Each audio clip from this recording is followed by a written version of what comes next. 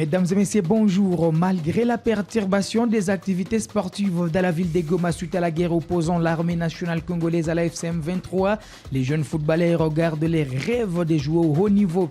Un entretien avec Rodi Alashkar, joueur de Goma Academy au Flida, est à suivre dans cette production. À moins d'un mois du coup d'envoi de la Coupe d'Afrique des Nations féminines qui ira du 5 au 26 juillet 2025 au Maroc, la République démocratique du Congo a fini sa préparation. Le nouveau sélectionneur des Léopards dames, Hervé Hepi, a dévoilé une liste de 30 joueuses présélectionnées pour un ultime stage de préparation. C'est mardi 17 juin. Les tout-puissants Mazembe traversent une zone de turbulence en cette phase retour des play-offs de la Lina Foot. Le club de Lubumbashi, tenant du titre, vient de perdre 2 rencontres sur tapis vert en raison de l'alignement d'un joueur litigé, Patrick Mwangoulou. Bienvenue pour les détails.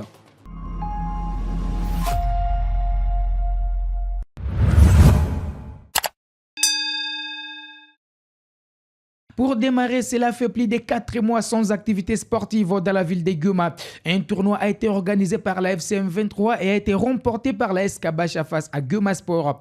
Participant également à cette compétition, l'FC Gol a été éliminé dès son premier match face à l'AS Dauphinois. Gol a été amoindri de son effectif avec plusieurs absences, dont celle de Rodi Alashkar, actuellement à l'infirmerie. Le jeune attaquant qui a subi une intervention chirurgicale nous a accordé une interview. Malgré la situation sécuritaire, Rodi Alashkar gardait son rêve de jouer au haut niveau. Je vous propose de suivre cet entretien avec Kivu Morning Post TV. Rodi Alashkar, bonjour. Bonjour. Merci de Alors, tu es de retour à Goma. Qu'est-ce qui explique en fait ta longue absence sur le terrain? Je me suis fait les croisés en juillet 2024. Malheureusement, sur le coup, je ne savais pas que c'était les croisés, donc j'ai fait comme 5 mois hors du terrain, sans consulter de médecin. Et c'est finalement en novembre que j'ai pu me faire opérer, et jusque-là, maintenant, je suis toujours en convalescence. Alors, ta blessure est-elle complètement guérie? Non, pas encore, parce que les croisés, c'est minimum 8 mois, maximum 16 mois.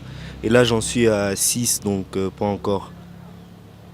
Alors, la situation sécuritaire de la ville de Goma a-t-elle prolongé ta convalescence? Je pourrais dire que pas vraiment, ça n'a pas vraiment de rapport, car sur recommandation du médecin, je devais être hors terrain pendant 1 année. Donc le fait de voyager à cause de la situation, ça ne m'a pas vraiment affecté. Alors, quels sont tes objectifs maintenant? Les objectifs seraient premièrement de guérir totalement. Et comme vous le savez, en tant que joueur de foot, c'est de revenir sur terrain et faire encore mieux que ce que j'ai fait. Alors, il y a un tournoi qui a réuni récemment les équipes de la ville de Goma, un tournoi organisé par les autorités en place où votre équipe a été éliminée dès les premiers tours par la formation des Dauphinois.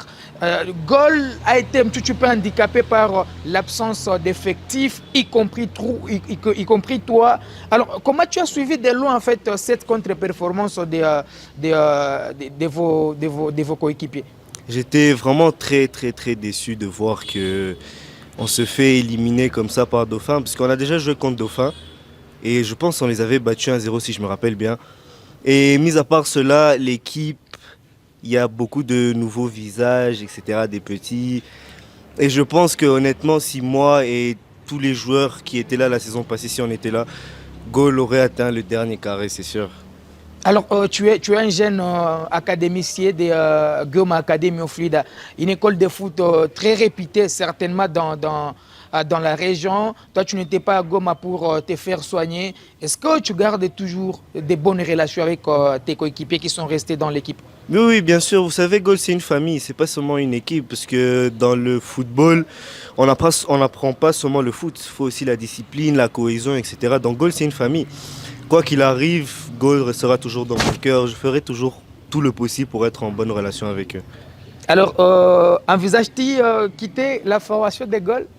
Bon, si Dieu m'aide à retourner sur le terrain, vous savez, comme tout joueur du Congo ou même ailleurs, le rêve serait d'aller jouer en Europe. Donc, bien sûr que oui, si tout se passe bien, avec la grâce de Dieu. Alors pour garder ta forme, c'est vrai que tu es blessé. Il n'y a pas des exercices que les médecins t'ont recommandés. Si, là je fais une physiothérapie. Normalement, je dois déjà retourner en salle de sport pour commencer à courir, etc. Puisque je dois garder la forme, comme vous le dites. Donc oui, je fais des exercices dans mon temps perdu. Quand j'ai du temps, je fais quelques exercices. Alors toi, tu es un attaquant, un ailier. Qui sont tes modèles actuellement en football? Parce qu'au moins, au moment où le football évolue, on change également des modèles. Bon, premièrement, ça a toujours été Cristiano Ronaldo dans sa façon de jouer, le physique, etc.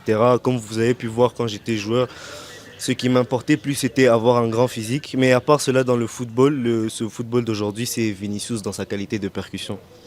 Et l'étoile montante du FC Barcelone était Non, dit. ça m'intéresse pas, ça m'intéresse pas, pas du tout. Est-ce que c'est parce que tu es fanatique du Real Madrid? Exactement. Mais ce qui est vrai, c'est que il a quelque chose en lui. Même moi, quand je regarde les matchs du Barça, c'est parmi l'un des seuls joueurs que je regarde parce que je suis pas seulement fan du Real, mais fan du football. Mais le petit, là, il a vraiment une très bonne qualité et c'est toujours beau de le voir jouer parce que on peut acquérir quelques petites expériences en le regardant jouer, mais c'est pas vraiment un modèle pour moi.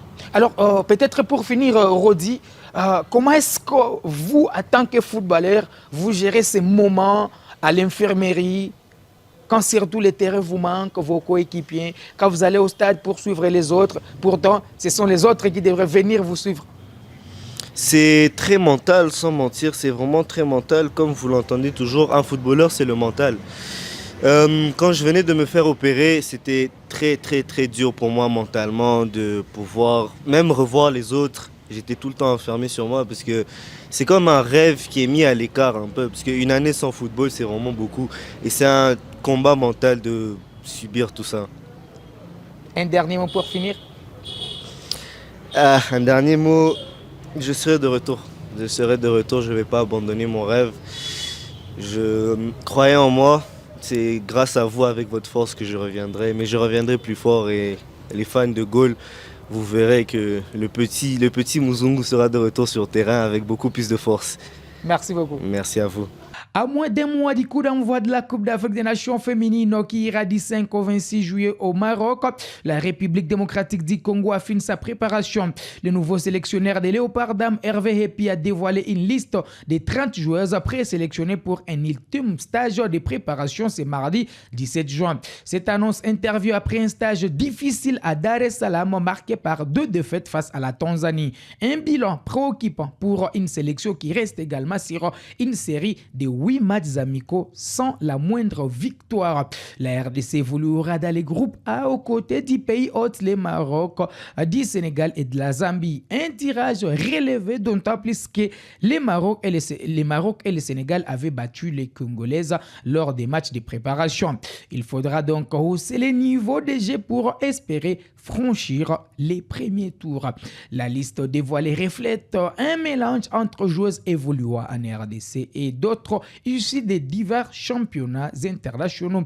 On y retrouve notamment Merveille Kajinga du Paris Saint-Germain, Olga Masombo de la formation de Mazatlan au Mexique, Naomi Kabakaba de Al-Ali en Arabie Saoudite ou encore Exaucé Kizinga qui joue du côté des Roubaix. Nous sommes en France. Bonne chance pour les Léopards pendant cette préparation. Les tout-puissants Mazembe traversent une zone de turbulence en cette phase retour des playoffs de la Lina Foot. Les clubs de Lubumbashi, tenant du titre, viennent de perdre 2 rencontres sur tapis vert en raison de l'alignement irrégulier d'un joueur litigé, Patrick Mwangoulou. Selon la commission de gestion de la Lina Foot, les joueurs ont évolué pour 2 clubs différents, les CS Don Bosco et les TP Mazembe, durant cette même phase des playoffs à moins d'une semaine d'intervalle. Fait aggravant, il a été enregistré cette saison dans 3 clubs Big Bullet du Malawi, les CS Don Bosco et les TP Mazembe, enfreignant ainsi les règlements de la FIFA. À la suite de cette irrégularité, les Corbeaux perdent officiellement leur match contre l'AS Maniema Union et les Aigles du Congo sur tapis vert. Par ailleurs, le secrétaire adjoint du club, Hilaire Kabila, a été suspendu pour 3 mois et condamné à une amende de 100 dollars américains. Avec ces 2 défaites administratives, les TP Mazembe chute à la 6e place du classement provisoire avec 22 points derrière les CS Don Bosco 23 points, les Derinkle Motema Pembe 25 points, les Aigles du Congo 28 points, l'AS Maniema 28 points et les FC Saint-Éloi Lupopo 30 points. Cette situation complique sérieusement les chances du TP Mazembe de conserver son titre ou de se qualifier pour les prochaines compétitions interclubs de la CAF. La pression est à son comble alors que les Corbeaux doivent encore affronter dans un calendrier serein tous les clubs mais classés. Le club de Lubumbashi n'a désormais plus droit à l'erreur. Il devra livrer une série de rencontres décisives le 18 juin contre les Derinkle Motema Pembe. Ça se joue au stade Tout-Puissant Mazembe. Le 21 juin face à l'AS Maniema Union. Le 24 juin contre l'FC Saint-Éloi Lupopo. Puis le 27 juin contre les Aigles du Congo. Ces 4 chocs détermineront l'issue de la saison du TP Mazembe. L'avenir continental des Corbeaux ne tient plus qu'à un fil. Bonne chance pour les Corbeaux qui vont en tout cas relever un très grand défi. Voilà qui met un terme à ce numéro de Total Sport sur Kivu Morning Post TV. On se fixe rendez-vous très prochainement. Ça sera avec un plaisir une fois de plus renouvelé.